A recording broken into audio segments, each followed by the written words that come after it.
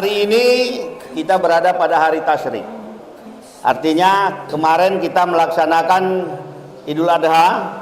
Walaupun mungkin ada saudara kita juga yang sudah mendahului sebelumnya, berikut amalan-amalan yang mengawalinya. Tetapi yang menjadi persoalan adalah saya ingin bagaimana pengorbanan yang sudah dilakukan Nabi kita Ibrahim alaihissalam dan Ismail alaihissalam itu bisa juga merasuk kepada jiwa kita meskipun dalam bentuk yang berbeda.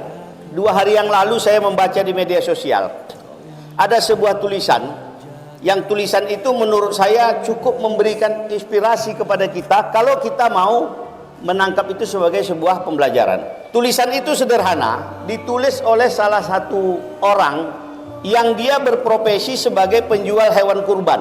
Pengalaman ini dia alami ketika tahun lalu.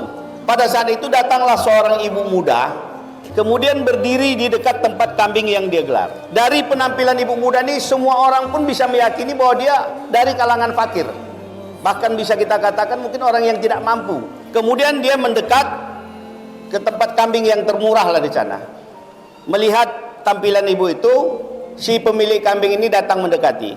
Ada yang bisa saya bantu ibu? Dia tanya, Pak, yang ini berapa harganya? 1.700.000 bu.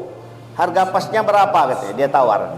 Ya mungkin bisa kurang sedikit, 1.600.000. Dan itu pun untung saya sangat sedikit, kata si penjual itu. Terus ibu ini bilang, uang saya cuma ada 1.500.000 pak. Si penjual ini bingung, karena itu memang modal, tidak ada untung sesen pun tidak ada, dia katakan di situ. Tetapi karena dia melihat ibu ini ada sebuah keinginan, dia mencobalah berembuk dengan kawan yang sama-sama join dengan dia jual kambing itu. Didapatilah kata sepakat, diberilah harga itu kepada ibu itu, walaupun tanpa ada untung. Setelah diberikan kata sepakat itu, si pemilik kambing ini pun pergi mengantarkan ke rumah ibu itu.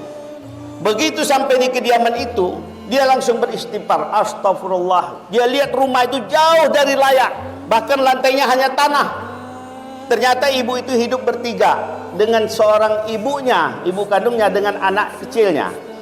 Jangankan barang mewah ada di dalam rumah itu, tempat tidur pun hanya kayu yang biasa itu, ada tikar lusuh sama bantal lusuh. Terkejut si penjual ini. Tahu-tahu si ibu mengatakan, mak, bangun mak. Coba lihat nih mak, apa yang saya bawa mak, katanya. Bangunlah orang tua yang tidur tadi. Begitu dia lihat, aku bawa kambing mak untuk bisa dikurbankan. Sebentar lagi kita antar ke masjid mak, katanya. Melihat kejadian itu, si penjual kambing tadi mau meleleh air matanya. Beristighfar dia, astagfirullah, mohon ampun dia kepada Allah. Ya Allah, betapa mulianya, kaya imannya, walaupun mungkin dia miskin di harta, tetapi ternyata dia kaya di imannya. Si ibu itu pun bangun berdiri, dia eluslah kambing itu. Ya Allah, yang kurindukan sudah bisa aku dapatkan. Akhirnya si penjual tadi dengan tidak tahan, dia sudah mau buru-buru pergi, karena air matanya sudah mau jatuh. Datang si ibu, ini pak uangnya, mohon maaf kalau saya menawarnya tadi memang terlalu murah, karena saya memang seorang buruh cuci yang ada di sini, dan saya sudah mengumpulkan uang berbulan-bulan untuk bisa memberikan kambing kena, ingin berniat mengorbankan untuk ibu saya ini.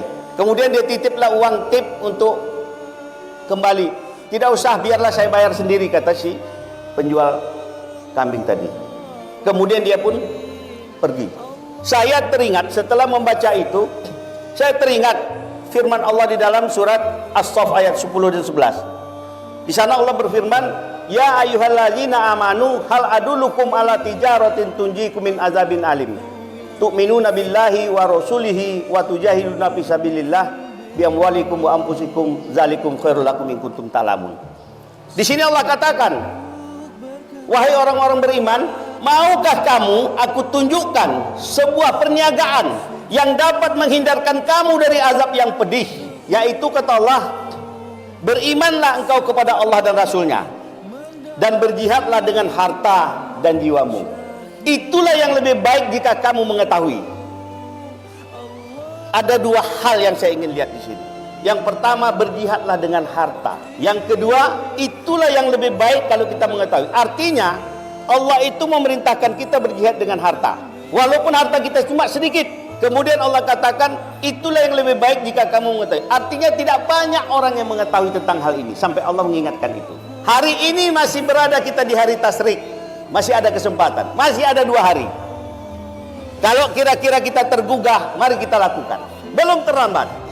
Kita juga tidak tahu apakah Idul Adha tahun depan kita juga masih bisa bertemu seperti hari ini. Oleh karena itu, mari kita tingkatkan semangat kita berkorban ini.